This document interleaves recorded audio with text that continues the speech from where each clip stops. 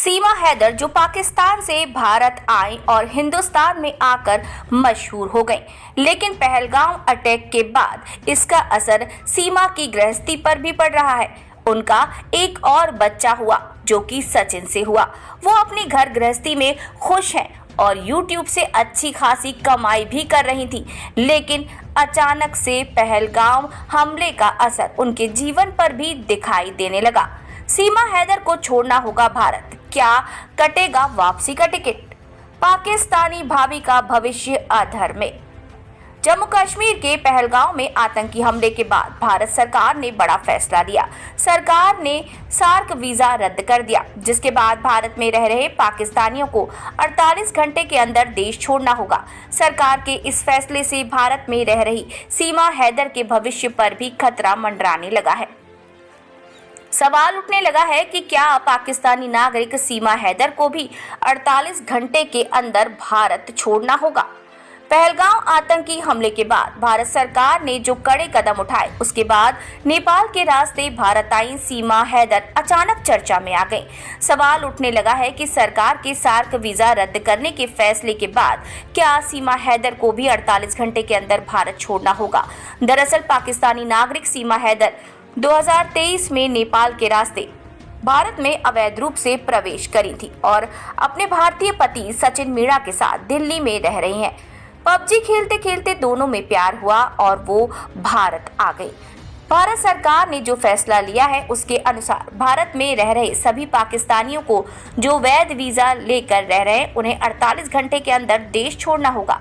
जानकारों का कहना है कि सरकार के फैसले के बाद सीमा को भी देश छोड़ना पड़ सकता है, लेकिन उसे इसलिए राहत मिल सकती है क्योंकि उनके पास कोई वीजा नहीं है और उनका मामला अभी कोर्ट में है। इसके अलावा राज्य सरकार पर निर्भर करता है कि वो क्या फैसला लेती है। पहलगाम आतंकवादी हमले के बाद देश में गुस्से की लहर है।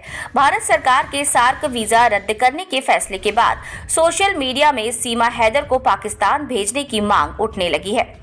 हालांकि कुछ यूजर ये पूछ रहे हैं कि सीमा हैदर का भविष्य क्या होगा।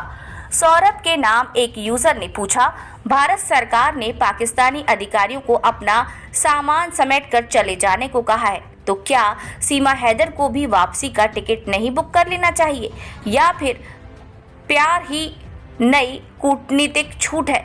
एक ने तो यहाँ तक पूछ लिया कि सीमा हैदर को अकेले पाकिस्तान जाएंगी या अपने पति सचिन के साथ जाएंगी।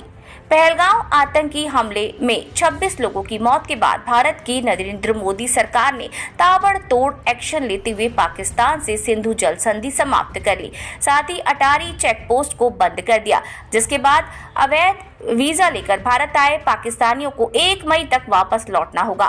पाकिस्तानी नागरिकों को सार्क वीजा छूट योजना के तहत भारत की यात्रा करने की अनुमति रद्द कर दी गई है।